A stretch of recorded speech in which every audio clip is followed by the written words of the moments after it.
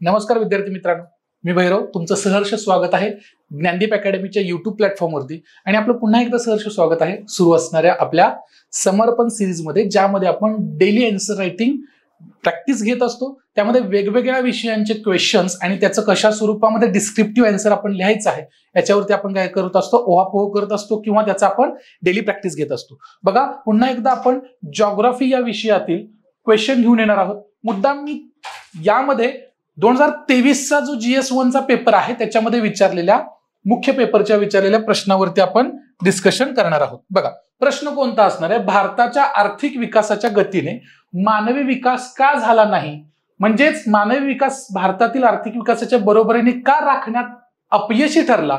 म्हणजे एखादे दोन प्रश्न सारखेच आहेत, पण मुद्दा मी इथे घेण्याचा प्रयत्न केला की कशा प्रकारे प्रश्न फॉर्म केला जाऊ शकतो. आता इथे दोन मुद्दे आहेत. पहिला मुद्दा कोणता आहे? भारताचा असणारा आर्थिक विकास. बघा, आर्थिक विकास आणि मानवी विकास हे दोन घटक आहेत आणि या दोन घटकांवरती तुम्हाला कटाक्ष टाकणं अनिवार्य आहे. त्याच्यामध्ये आर्थिक विकास कोणाचा? तर भारताचा आर्थिक विकास हा मुद्दा त्याच्यामध्ये तुम्हाला हायलाइट किंवा तो मुद्दा तुम्हाला समजणं अनिवार्य आहे.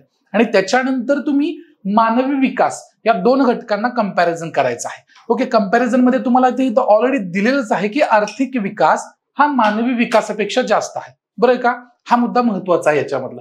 बघूया आता याच्यामध्ये तुम्हाला लोकस आणि फोकस तर तुमच्या लक्षातच आला असेल. कोणता? आर्थिक आणि मानवी विकासासंदर्भात तुम्हाला काय करायचं आहे? तुमचे मुद्दे नमूद करायचे आहेत. आणि त्याच्यामध्ये तुम्हाला ऑलरेडी गिवन आहे काय? तर तुमचा भारताचा आर्थिक विकास जास्त आहे मानवी विकासापेक्षा. आता याच्यामध्ये इंट्रोडक्शन मध्ये तुम्ही काय लिहाल? तर बघा, आर्थिक विकास आणि मानवी विकास आलं की तुम्हाला HDI म्हणतो आपण. बरं आहे का?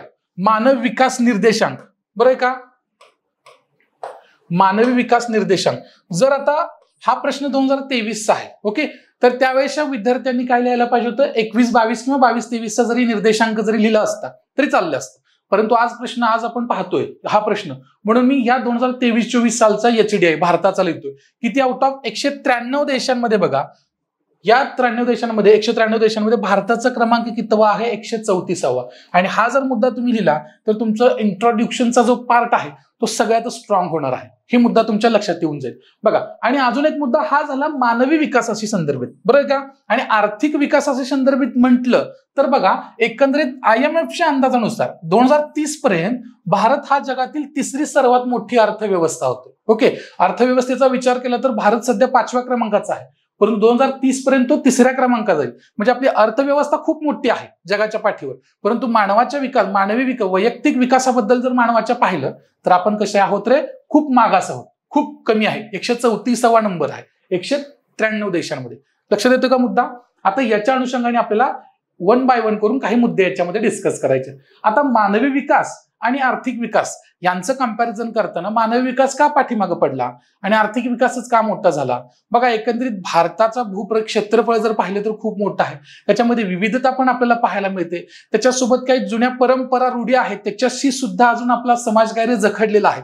हे सुद्धा मुद्दे आपल्याला याच्यामध्ये घ्यायचे आहेत. परंतु ते कशा वेळी घ्यायचे आहेत?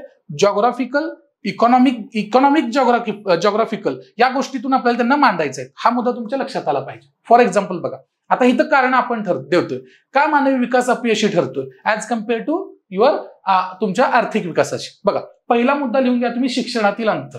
कशा प्रकारचं अंतर असणार? तर दर्जेदार शिक्षण असेल किंवा अपुऱ्या पायाभूत सुविधा असेल आणि लिंगभेद असतील.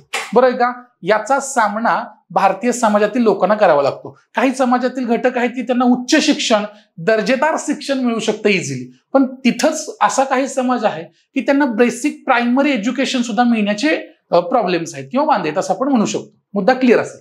आता त्याच्यानंतर येतो आपण मुद्दा डिस्कस करू शकतो या शैक्षणिक अंतरातील. समजा या पायाभूत सुविधा झाल्या, आपण दर्जेदार शिक्षणाचा अभाव घेतला, लिंगभेद असेल, मुलांना शिकवलं जातं, मुलींना शिकवलं जात नाही, हा सुद्धा मुद्दा त्याच्यामध्ये तुम्ही हायलाइट करू शकताय. त्याच्यासोबतच बघा, उत्पन्न विषमतेवर जर आलात तर एकंदरीत आपल्या समाजामध्ये की भारतीय समाज व्यवस्थेमध्ये 3 गट आहेत. एक एकदमच गरीब परिस्थितीमध्ये असणारा की जे डेली बेसिसवर इन्कम सोर्स शोधत आहेत. बरोबर का? सकाळी उठून जॉबला गेल्यानंतर, सकाळी उठून कामावर गेल्यानंतर कुठं संध्याकाळचं जेवण त्यांच्या घरी शिजत असतं. बरोबर का? मध्यमवर्गीय कुटुंब, काही मध्यमवर्गीय समाज आहे की ज्यांच्यामध्ये सोसोमध्ये किंवा मध्यम त्यांची काय रे इन्कम ऑफ सोर्स असणार आहे. आणि काही याच समाजामध्ये काही काय म्हणतात, समाजामध्ये काही घटक असे आहेत की त्यांच्याकडे अमाप संपत्ती आहे. मुद्दा क्लिअर असेल त्याच्याशी निगडीत काही मुद्दे आपण याला हायलाइट करून लिहू शकतो की उत्पन्नातील विषमतेमध्ये सुद्धा लिहू शकतो. मुद्दा क्लिअर आहे का? कारण की या उत्पन्नाचे जे संसाधन आहे त्या संसाधनांवरती नियंत्रणच समाजातील त्या ठराविक घटकांचं आहे.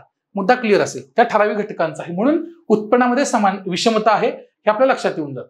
आता सामाजिक विषमतेबद्दल बोलायचं झालं तर परंपरेपासून इतिहासापासून आपण पाहतोय की समाजामध्ये काय रे वैविध्य आहे किंवा जातीस्तर आपल्याला अनुभवायला मिळतो आणि तेच आपल्या व्यवस्थित लँग्वेजमध्ये इथं तुम्हाला मांडायचं आहे. फॉर एक्झाम्पल जसं की बघा, भारतातील जाती आणि सांप्रदायिक भेदामुळे समाजातील सर्व घटकांच्या प्रगतीसाठी आवश्यक असणारे योग्य सामाजिक एकता अजून पण निर्माण झालेली नाही. कारण की समाज अजूनही रिलिजनमध्ये जातीपातींमध्ये विभागलेला आहे. ओके, त्यामुळे सुद्धा मानवी विकासामध्ये हा अडथळा निर्माण होऊ शकतो. पुढे दुसरा कोणता दिलाय बघा, लैंगिक असमानता. बघा याच्यामध्ये स्त्री आणि पुरुष आहेत. एकंदरीत पाहायला गेलं तर काही ठिकाणी पुरुषांचे पेमेंट पगार जास्त पडतो त्यांना महिलांपेक्षा, बरोबर आहे का? महिलांना शिक्षणाची कमतरता आहे, महिलांना शिक्षण कमी दिलं जातं काही समाजांमध्ये, समाजातील काही घटकांमध्ये, बरोबर आहे का? हे सुद्धा मुद्दा तुम्ही त्याच्यामध्ये घेणं अनिवार्य आहे. लिंग बघा, लिंग आधारित भेदभाव असेल याच्यामध्ये. सांस्कृतिक नियम समाजात महिलांच्या प्रगतीसाठी बाधा ठरतात, हे मुद्दा तुम्ही घ्यायचा की जेणेकरून तो मानवी विकास, कारण की मानवी विकास म्हटलं की दोन चाकं येतात, एक पुरुष आणि एक स्त्री.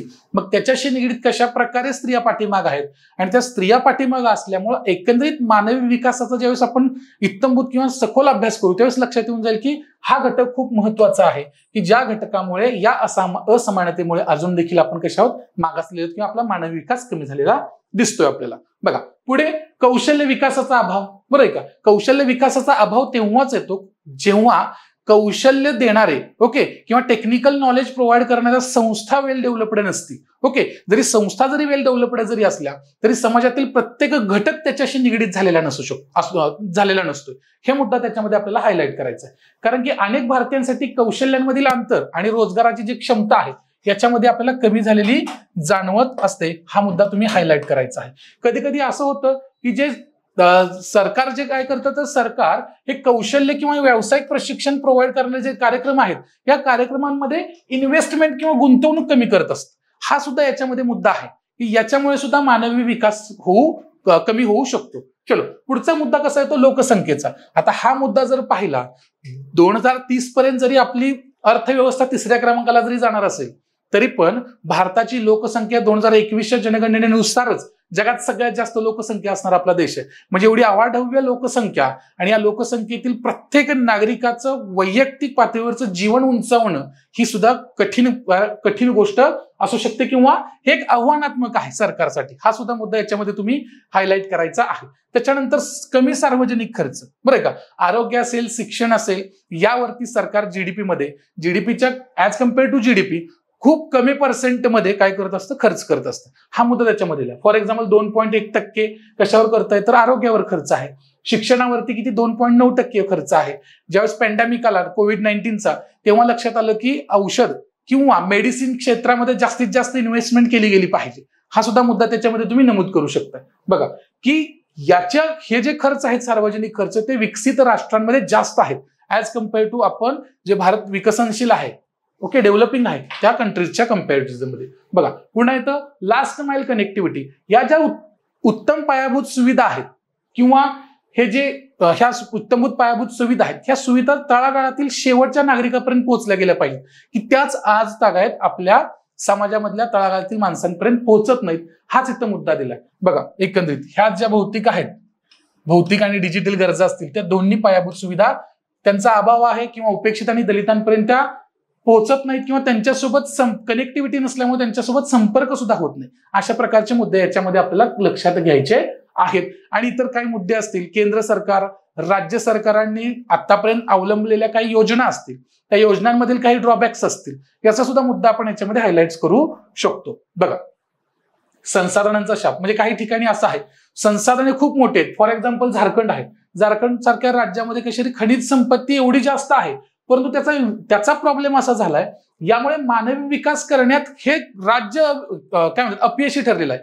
कारण की ते जे खनिज संपत्ती आहे, जी नैसर्गिक साधन संपत्ती त्या एरियामध्ये सापडलेली आहे त्याच्यावरती कंट्रोल कोणत्या ठराविकच समाजातील घटकांमध्ये आहे हा मुद्दा तुम्ही लक्षात घेणं अनिवार्य आहे. या नैसर्गिक साधन संपत्तीचा वापर मानवी विकासासाठी करण्यात हे राज्य सरकार अपयशी ठरलंय, हे डिरेक्टली तुम्ही त्याच्यामध्ये हायलाइट करू शकताय. बघा मुद्दा क्लिअर असेल. चलो, आणि त्याच्यानंतर आरोग्याशी निगडीत असणाऱ्या सुविधा, पायाभूत सुविधा. मी आताच काही सांगले 2019 किंवा 2020 जो पॅन्डेमिक आलं होतं त्याच्यामध्ये त्यावेळेस ते पॅन्डेमिक आल्यानंतर आपल्या गव्हर्नमेंटच्या लक्षात आलं की औषध किंवा मेडिसिनच्या क्षेत्रामध्ये जीडीपीच्या काही पर्सेंटमध्ये इन्क्रीमेंट केली गेली पाहिजे गुंतवणुकीची. मुद्दा क्लिअर असेल त्यालाच तुम्ही याच्यामध्ये हायलाइट करायचं आहे.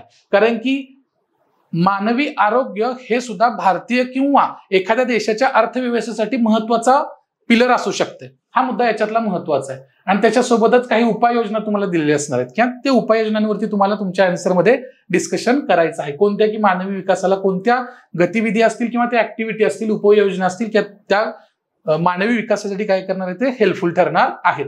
ते कार्यक्रम तुम्ही लिहू शकता. जसं की सुशासन असेल, बरोबर का. पुढे असेल मुद्दा त्याच्यानंतर उत्पन्नातील असमानता कमी करण्यासाठी कोणते प्रयत्न केले जात आहेत त्याच्याशी निगडीत असतील.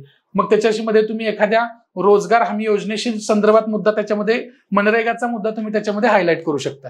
बरोबर का. चलो, आता याच्यामध्ये आणि सगळ्यात शेवटी कुठे येणार आहात तुम्ही, कन्क्लुजन वरती. आता बघा मानवी विकास आणि आर्थिक विकास. आता आपला प्रश्नामध्येच काय दिलं होतं की आर्थिक विकास हा जास्तच आहे, कारण 2030 पर्यंत आपण 3ऱ्या क्रमांकाची अर्थव्यवस्था होतो. आणि त्याच्यानंतर येतो की मानवी विकास का कमी आहे. तर मानवी विकासाच्या संदर्भात आपण एवढे मुद्दे इत्थंभूत पाहिले आणि हे मुद्दे तुमच्या आन्सरमध्ये आलेच पाहिजे. याच्यासोबतच तुम्ही कंपॅरिझनसाठी काही मुद्दे असतील, करंट अफेअर्सशी निगडीत, चालू घडामोडींशी निगडीत काही मुद्दा तुमच्याकडे हायलाइट पॉईंट असेल तर तो सुद्धा तुम्ही त्याच्यामध्ये काय करायचा आहे, नमूद करायचा आहे. हे तुम्ही लक्षात घ्या. बघा आता या कन्क्लुजन मध्ये जर आलो तर आपल्या एवढं लक्षात येऊन जाईल की लोकसंख्येचा असणारा मोठा गट हा अजूनही दारिद्र्य रेषेखाली आहे.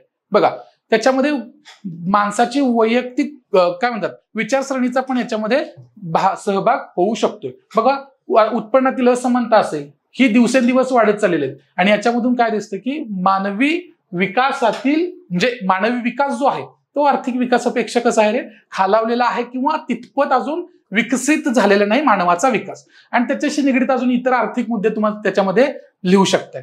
क्लिअर आहे मुद्दे. बघा एकंदरीत कन्क्लुजन मध्ये जेवढा आपण पॉईंट डिस्कस केले ते सगळे पॉईंट आणि अजून एखादा महत्वाचा घटक जो असेल की जो आपण मेन बॉडीमध्ये टाकायला विसरलो तो त्याच्यामध्ये तुम्ही कन्सिडर करू शकता की जेणेकरून तुमचा आन्सर कसं होईल, एकदम मुद्देसूद होईल आणि इम्प्रेसिव्ह वाटेल. बघा पाठीमागच्या काही प्रश्नांच्या उत्तरांमध्ये मी तुम्हाला सांगितले काही मुद्दे असे असतात की जे आपल्याला स्वतःला सुद्धा वाटत असतं की हा पॉईंट की पॉईंट आहे माझ्या आन्सर मधला, त्याला तुम्ही अंडरलाईन करायचा आहे. त्याला तुम्ही काय करायचं आहे, अंडरलाईन करायचं आहे. बरोबर का. एकंदरीत हे ठराविक प्रश्न आहेत. ओके, आजचा प्रश्न, या प्रश्नामध्ये आपण मानवी विकास आणि आर्थिक विकासाशी संदर्भित काही मुद्दे डिस्कस केले आणि याच अनुषंगाने आपण प्रस्तावना असेल त्या आन्सरची मेन बॉडी कसं स्ट्रक्चर असलं पाहिजे आणि त्याचं कन्क्लुजन कसं असलं पाहिजे याच्यावरती आपण वापर केलेला आहे. ओके, तर याच अशाच प्रकारच्या प्रश्नोत्तर सिरीजसाठी ज्ञानदीप अकॅडमीच्या युट्यूब प्लॅटफॉर्मला फॉलो करा. Thank you so much.